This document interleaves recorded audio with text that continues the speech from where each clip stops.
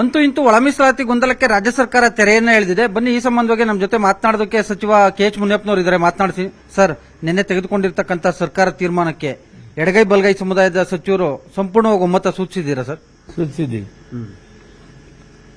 ನಾವೆಲ್ಲ ಒಟ್ಟಿಗೆ ಸೇರಿ ತೀರ್ಮಾನ ಮಾಡಿದ್ದೀವಿ.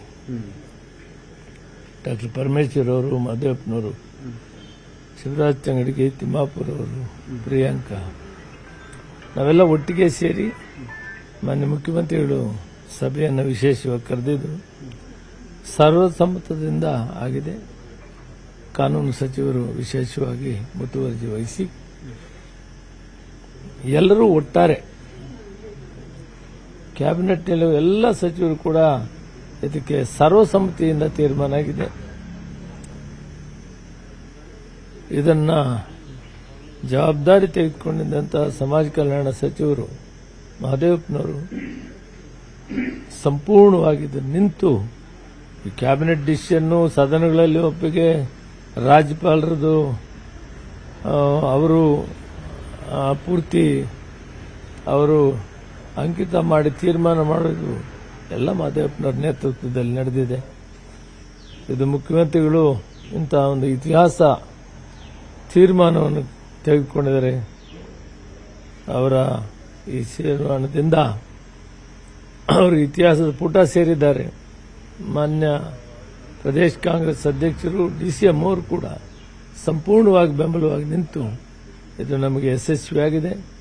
40 ವರ್ಷಗಳ ಹೋರಾಟ, ಶೋಷಿತ ವರ್ಗಗಳು, ಎಲ್ಲ ಸಂಘ ಸಂಸ್ಥೆಗಳು, ಮಾದಿಗ ಮೀಸಲಾತಿ ಹೋರಾಟಕ್ಕೆ ಮಾಡಿದಂಥ ಎಲ್ಲರಿಗೂ ಕೂಡ ಧನ್ಯವಾದಗಳನ್ನು ಹೇಳ್ತಾ, ವಿಶೇಷವಾಗಿ ಮುಖ್ಯಮಂತ್ರಿಗಳು ಅವರು ಸಮಾಜದಲ್ಲಿ ಸಮಾನತೆಯನ್ನು ಕಾಣೋದಕ್ಕೆ ಬಸವಣ್ಣವರ ಚಿಂತನೆ ಮೈಗೂಡಿಸಿಕೊಂಡು ಇವತ್ತೊಂದು ಸ್ವತಂತ್ರ ಭಾರತದಲ್ಲಿ 75-80 ವರ್ಷದ ಹತ್ತಿರ ಆಗ್ತಾ ಇದೆ. ಇವರಿಗೆ ಸಮಾನತೆಯನ್ನು ಕಂಡುಕೊಂಡು 101 ಜಾತಿಯಲ್ಲಿ ಯಾವ ಜಾತಿಗೂ ಕೂಡ ಅನ್ಯಾಯ ಆಗದಂತ ಒಂದು ತೀರ್ಮಾನವನ್ನು ಕೊಟ್ಟಿದ್ದಾರೆ. ಅವರಿಗೆ ಮತ್ತೆ ಧನ್ಯವಾದಗಳನ್ನು ಹೇಳೋಣ ಮತ್ತು ಸಚಿವ ಸಂಪುಟಕ್ಕೆ ಧನ್ಯವಾದಗಳನ್ನು ಹೇಳೋಣ. ವಿಶೇಷವಾಗಿ ಮಹದೇವಪ್ಪನವರಿಗೂ ಧನ್ಯವಾದಗಳನ್ನು ಹೇಳೋಣ. ನೀವು ಹೇಳ್ತಾ ಇದ್ದೀರಾ ಕಾನೂನು ಸಚಿವರು ಕೂಡ ಧನ್ಯವಾದಗಳನ್ನು ಹೇಳೋಣ. ನೀವು ಹೇಳ್ತಾ ಇದ್ದೀರಾ ಯಾವ ಸಮುದಾಯಕ್ಕೂ ಅನ್ಯಾಯ ಮಾಡಿಲ್ಲ ಅಂತ. ಅಲೆಮಾರಿ ಸಮುದಾಯದವರು ಪ್ರತ್ಯೇಕ 1% ಮೀಸಲಾತಿಗೆ ಇದು ಮಾಡಿದ್ರು ಹಿಂದೆ. ಆದ್ರೆ ಈ ಬಾರಿ 1% ಮೀಸಲಾತಿ ಕೊಟ್ಟಿಲ್ಲ ಅವ್ರಿಗೆ. ಅಂದ್ರೆ ಸ್ಪೃಶ್ಯ ಜನಾಂಗದಲ್ಲೇ ಅವರಿಗೆ ಇದು ಮಾಡಿ 17-15 ಬಂದಾಗ ಕೂಡ ಅವರಿಗೆ ಸುಮಾರು 5 ಏನು ಸಿ ಗ್ರೂಪ್ ಸಿಕ್ಕಿದ್ರೆ ಮೊಟ್ಟ ಮೊದಲು ಅವ್ರಿಗೆ ಒಂದು ಕೊಡಬೇಕನ್ನೋ ತೀರ್ಮಾನ ಆಗಿದೆ.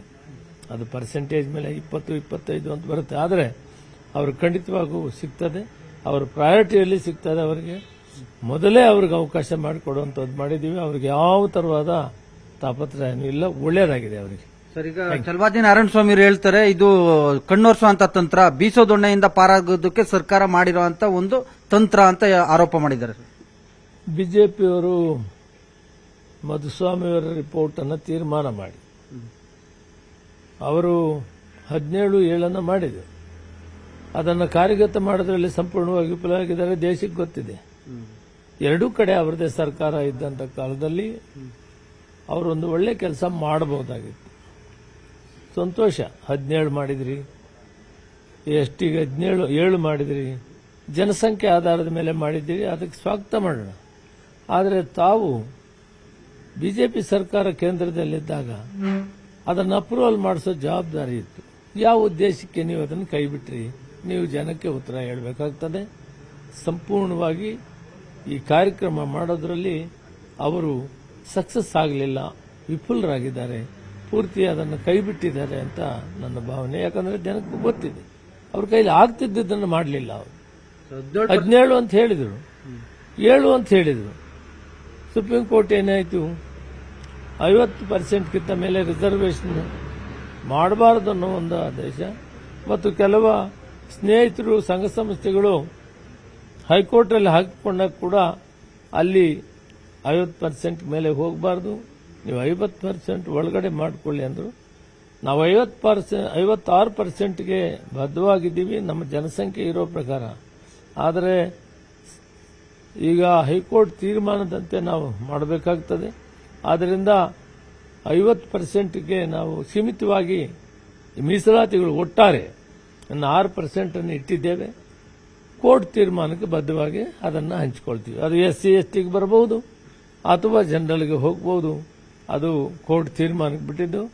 ಅವರ ತೀರ್ಮಾನ ಆಗೋವರೆಗೂ ನಾವು 6% ಬ್ಯಾಕ್ಲಾಗ್ ಅಂತಿತ್ತು, ಉಳಿದನ್ನ ಪ್ರಕ್ರಿಯೆ ನಡೀತಾ, ಅದಕ್ಕೆ 15% ಬಂದಿದ್ವಿ. ಸರ್, ಈಗ ಅವ್ರು ಹೇಳೋದೇನು ಅಂದ್ರೆ ಚಲವಾದಿ ನಾರಾಯಣ ಸ್ವಾಮಿ 17% ಮೀಸಲಾತಿಯಲ್ಲೇ ವರ್ಗೀಕರಣ ಮಾಡಕ್ ಅವಕಾಶ ಇದೆ, ಜನಸಂಖ್ಯೆಗೆ ಅನುಗುಣವಾಗಿ ಇವರು ವರ್ಗೀಕರಣ ಮಾಡಿಲ್ಲ, ಮೀಸಲಾತಿ ಕೊಟ್ಟಿಲ್ಲ ಅಂತ ಆರೋಪ ಮಾಡಿದ್ದಾರೆ. 17% ಅಂತೆ ನಾವು ತೀರ್ಮಾನ ಇವತ್ತು ಮಾಡಿದ್ದೀವಿ. ಈಗ ಕೋರ್ಟ್ ತೀರ್ಮಾನ ಮಾಡೋವರೆಗೂ ಕೂಡ 15 ಹಂಚಿಕೊಂಡು ಪ್ರಕ್ರಿಯೆ ಶುರುವಾಗಲಿ. ಸುಮಾರು ಈಗ 185 ಭಾಗ ಇರುವಂತ ಜನರಲ್ ಜನಕ್ಕೆ ಅನಾನುಕೂಲ ಆಗಬಾರ್ದನ್ನೋ ದೃಷ್ಟಿಯಿಂದ ಪ್ರಕ್ರಿಯೆ ಸ್ಟಾರ್ಟ್ ಆಗಿದೆ. ತೀರ್ಮಾನ ಕೋರ್ಟ್ ಮಾಡಿದ್ರೆ 56ಕ್ಕೆ ನಾವು ಬದ್ಧವಾಗಿದ್ದೀವಿ. 56 ಆಗಬೇಕಂತ ಒತ್ತಾ ಇದೆ. 56 ಕ್ಯಾಬಿನೆಟ್ ಡಿಸಿಷನ್ ಆಗಿದೆ, ಸದನಗಳು ಒಪ್ಕೊಂಡಿದ್ವಿ, ನಮ್ಮದು ಅದೇ ತೀರ್ಮಾನ ಆಗಿದೆ. ಆದರೆ ಕೋರ್ಟ್ ಅದಕ್ಕೆ ಒಂದು ಎಚ್ಚರಿಕೆಯನ್ನು ಕೊಟ್ಟಿದ್ದಾರೆ, ನೀವು 50 ಒಳಗಡೆ ಮಾಡಬೇಕು ಅಂತ. ಆಯಿತು, ಹೈಕೋರ್ಟ್ ತೀರ್ಮಾನಕ್ಕೆ ಬದ್ಧವಾಗಿ 56 ನಾವು ತೀರ್ಮಾನ ಮಾಡಿದ್ದೀವಿ, 50 ಪ್ರಕ್ರಿಯೆ ನಡೆಸ್ತೀವಿ. ಅದಾದ್ಮೇಲೆ ನಾವು 6 ಬ್ಯಾಕ್ಲಾಗ್ ತಗೊಂತೀವಿ. ಕೊನೆಯದಾಗಿ ಸರ್, ಇಂಥದ್ದೊಂದು ಮಹತ್ವದ ತೀರ್ಮಾನ ತೆಗೆದುಕೊಳ್ಳುವಂತ ಸಂದರ್ಭದಲ್ಲಿ ನಿಮ್ಮ ಪ್ರದೇಶ ಕಾಂಗ್ರೆಸ್ ಸಮಿತಿ ಅಧ್ಯಕ್ಷರು ಗೈರಾಗಿದ್ರು, ಎಲ್ಲೊಂದ್ ಕಡೆಗೆ ಅವರು ನಾಯಕತ್ವ ವಿಚಾರದಲ್ಲಿ ದೆಹಲಿಯಲ್ಲಿ ಕೂತ್ಕೊಂಡ್ರ ಅಥವಾ ನಾಯಕತ್ವ ವಿಚಾರದಲ್ಲಿ ಅಸಮಾಧಾನಗೊಂಡಿದ್ದಾರಾ, ಹೇಗೆ ಅಂತ? ಸಂಪೂರ್ಣವಾಗಿ ಅವರು ಇದ್ದಾರೆ. ಇದರಲ್ಲಿ ಪ್ರಣಾಳಿಕೆ ಮಾಡಿದ್ರು ಪರಮೇಶ್ವರ್ ಅವರು. ಅದನ್ನ ಚಾಲೂ ಮಾಡೋದಕ್ಕೆ ಮುಖ್ಯವಾಗಿ ಅಧ್ಯಕ್ಷರ ಕಾರ್ಯಕ್ರಮ, ಅಧ್ಯಕ್ಷರ ಒಂದು ಪಾತ್ರ ಮಹತ್ತರವಾಗಿದೆ. ಮತ್ತು ಕ್ಯಾಬಿನೆಟ್ ಡಿಸಿಷನ್ ಆಗುವಾಗ, ಸದನಗಳ ಒಪ್ಪಿಗೆ ಆಗುವಾಗ ಮತ್ತು ಗವರ್ನರ್ ಅಂಕಿತ ಮಾಡೋವರೆಗೂ ಕೂಡ ಅವರಿದ್ದಾರೆ. ನಿನ್ನೆ ಮಾತ್ರ ಅವರಿಗೆ ಅನಿವಾರ್ಯವಾದಂಥ ಕಾರಣ ಇದ್ದಿದ್ದರಿಂದ ಹೋಗಿದ್ದಾರೆ. ಅದಕ್ಕೆ ಬೇರೆ ಇದು ನೀವು ರೂಪಿಸೋದು ಬೇಡ. ಅದು ವಾಸ್ತವಾಂಶ. ಅವರ ಜೊತೆಯಲ್ಲಿದ್ದಾರೆ, ಅವರು ಇದ್ದು ಮಾಡಿದ್ದಾರೆ. ನಿಮಗೆ ಗೊತ್ತಿದೆ, ದಾವಣಗೆರೆ ಎಲೆಕ್ಷನ್ಸ್ ಅಲ್ಲಾಗಲಿ ಮತ್ತು ಬಾಗಲಕೋಟೆ ಎಲೆಕ್ಷನ್ನಲ್ಲಿ ಮಾನ್ಯ ಮುಖ್ಯಮಂತ್ರಿಗಳು, ಉಪಮುಖ್ಯಮಂತ್ರಿ ಇಬ್ಬರೂ ಕೂಡ ಇದು ನಮ್ಮ ಕಮಿಟ್ಮೆಂಟ್ ಇದೆ, ಕಾಂಗ್ರೆಸ್ ಪಾರ್ಟಿ ತೀರ್ಮಾನ ತಗೊಂಡಿದ್ದೀವಿ, ಪ್ರಣಾಳಿಕೆಯಲ್ಲಿ ಹೇಳಿದ್ದೀವಿ, ನಾವು ಇದನ್ನು ಮಾಡೇ ಮಾಡ್ತೀವಿ ಅಂತ ಅವರು ಉಲ್ಲೇಖ ಮಾಡಿರೋದು, ಭಾಷಣ ಮಾಡಿರೋದು, ಪ್ರೆಸ್ಗೆ ಹೇಳಿರೋದು ಕೂಡ ಸಾಕ್ಷಿಯಾಗಿದೆ. ಆ ರೀತಿ ಬೇರೆ ತರ ಅವರನ್ನ ಅರ್ಥೈಸೋದು ಅವಶ್ಯಕತೆ ಇಲ್ಲ. ಅವರ ನೇತೃತ್ವದಲ್ಲಿ ಮಾನ್ಯ ಮುಖ್ಯಮಂತ್ರಿಗಳು ಜಾರಿ ಮಾಡಿದ್ದಾರೆ. ಮೇ 4ರ ನಂತರ ಒಂದಷ್ಟು ರಾಜಕೀಯ ಬೆಳವಣಿಗೆ ಆಗ್ತವೆ ಅಂತ ರಾಜಣ್ಣ ಸೇರಿದಂತೆ ಸತೀಶ್ ಜಾರಕಿಹೊಳಿ ಎಲ್ಲ ಹೇಳ್ತಾ ಇದ್ದಾರೆ ಸರ್. ಮೇ 4ರ ನಂತರ ಹೈಕಮಾಂಡ್ ತೀರ್ಮಾನ. Okay sir, thank you. So ಇದಿಷ್ಟು ಆಹಾರ ಸಚಿವ KH ಮುನಿಯಪ್ಪನವರ ಸ್ಪಷ್ಟ ನುಡಿಗಳು. ಕ್ಯಾಮರಾಮನ್ ವೆಂಕಟೇಶ್ವರ್ ಜೊತೆ ಹೆಬ್ಬಾಕ ತಿಮ್ಮೇಗೌಡ, ನ್ಯೂಸ್ 18 ಕನ್ನಡ, ಬೆಂಗಳೂರು. ನಿರ್ಭೀತ, ನಿಷ್ಪಕ್ಷಪಾತ, ವಿಶ್ವಾಸಾರ್ಹ ಸುದ್ದಿಗಳಿಗೆ ಮತ್ತೊಂದು ಹೆಸರಾಗಿರುವಂತ ನ್ಯೂಸ್ 18 ಕನ್ನಡ ಈಗ ಆಪ್ನಲ್ಲೂ ಲಭ್ಯವಿದೆ. ದಯವಿಟ್ಟು ಇಲ್ಲಿರುವಂತ QR ಕೋಡ್ ಸ್ಕ್ಯಾನ್ ಮಾಡಿಕೊಂಡು ಆಪ್ ಡೌನ್ಲೋಡ್ ಮಾಡೋದಕ್ಕೆ ಮರಿಬೇಡಿ. ನಿಮ್ಮ ಬೆಂಬಲ ಹೀಗೆ ಸದಾ ನಮ್ಮೊಂದಿಗಿರಲಿ. ಧನ್ಯವಾದ.